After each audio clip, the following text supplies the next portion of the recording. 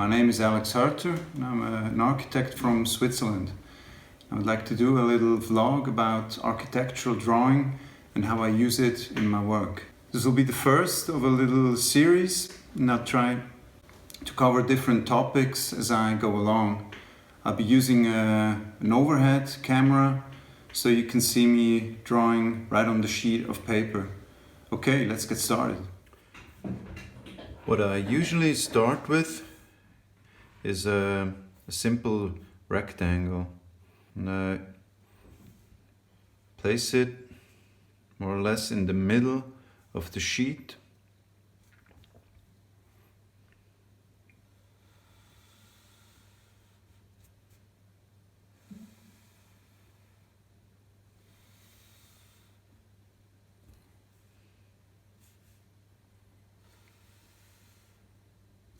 Like this. Now this is almost neutral, you could say, in the sense that it's similar to the sheet of paper itself, and it doesn't go in any direction as far as the dimensions are concerned.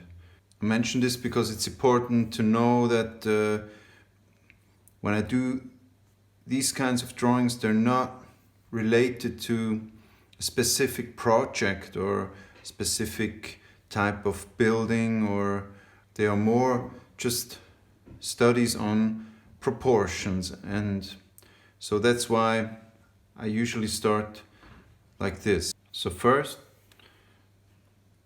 I draw a line, for example, in the middle, like this, as a starting point, for example. Now this separates the rectangle in two sides, obviously.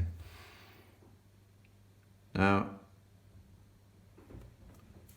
maybe I add a line right here.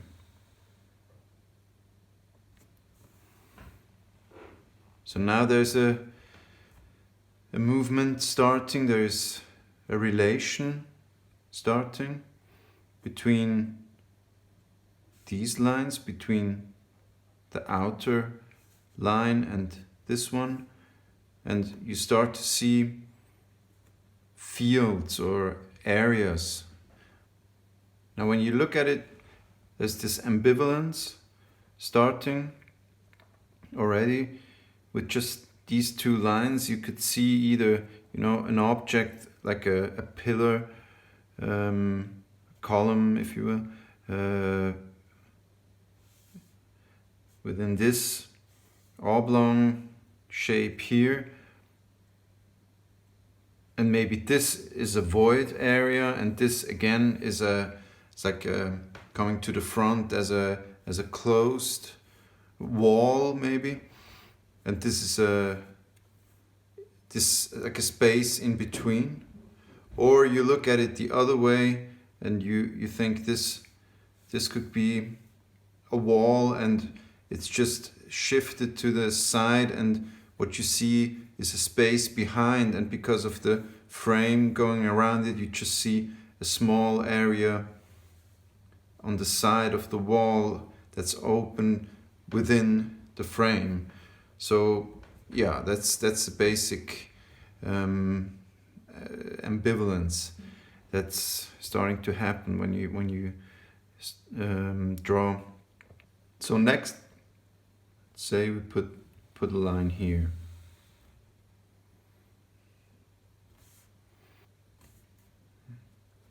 It's about twice the width of this one. But what happens is now it's changing again. Which one comes to the front, which one goes to the back? There's a movement that this one is wider, this one is smaller. Is it more up front? Let's say no, we change it again. We use one here. It's a bit too wide. Maybe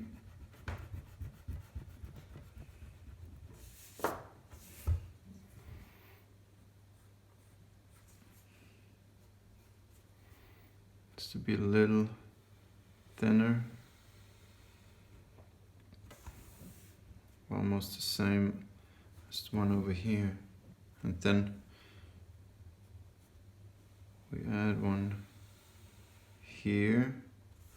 So we have 3 pillars in a row, but they're shifted to the left. So there's like this asymmetrical composition.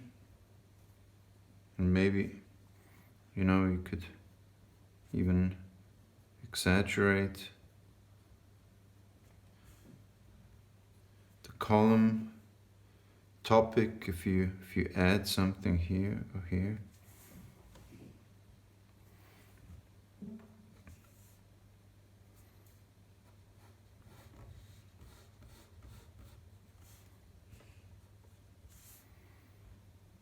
So that way you can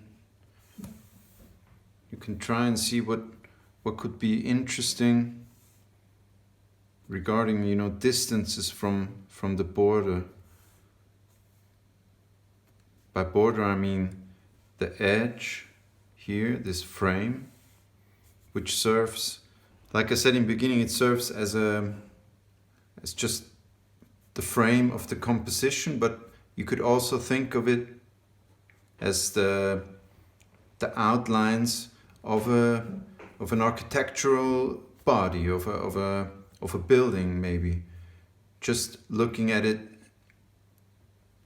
as a plain facade. So why not use this here as maybe give it like a sense of scale. Could be a door.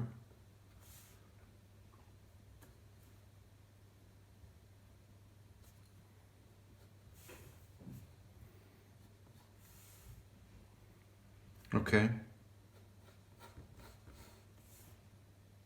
So, but now somehow it seems still not balanced. So maybe I'll try and add another one over here.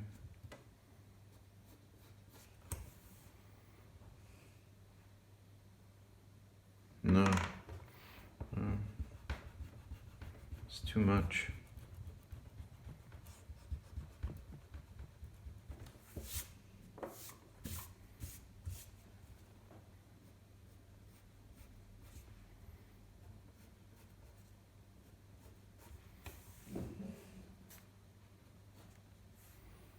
Okay, that could be one try.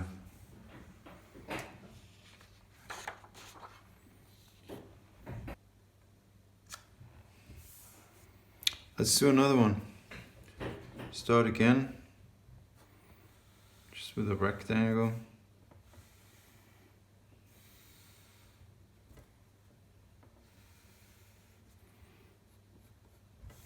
Maybe say this time we want like something heavy on top,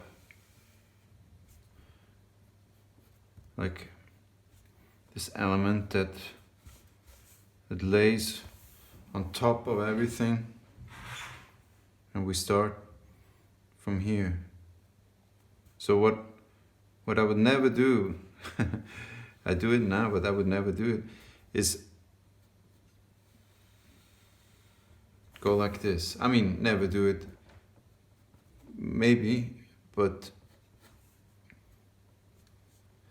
what I try to say is, what I don't like about it is that this width and this one is almost the same.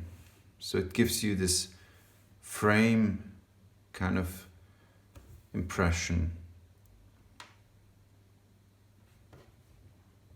If you erase these lines, it's even worse, right? Then it's really just this frame, no joining of elements, So let's go back to the start. We said this is an element on top.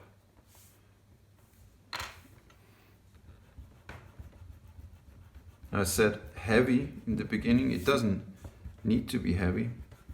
I mean, you can still push it in either direction. Heavy in a tectonical sense of elements in a facade, for example, whatever. Because if I draw these very thin lines here, maybe one,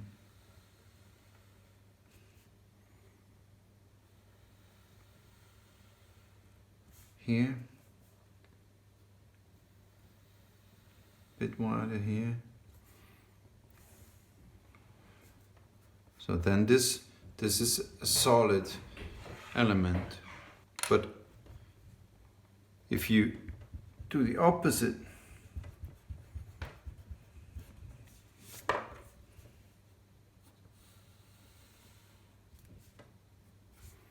if you make it wide, like this,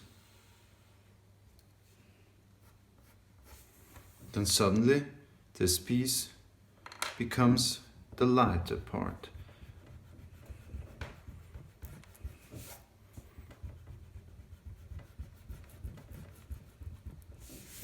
So you see, you can change the expression, the meaning of the elements by width, by using different widths or different proportions, of course. So let's say we do it more or less symmetrical.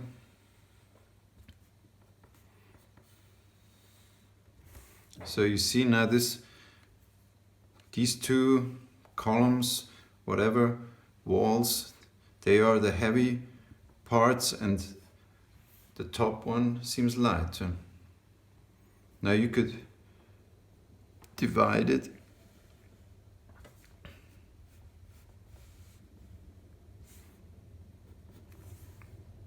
or even erase the top if it's still not light enough to get an even more extreme contrast of thick and thin, and so on. Okay, this was it for the first episode. I'd like to go into more details, especially about color, in the second one.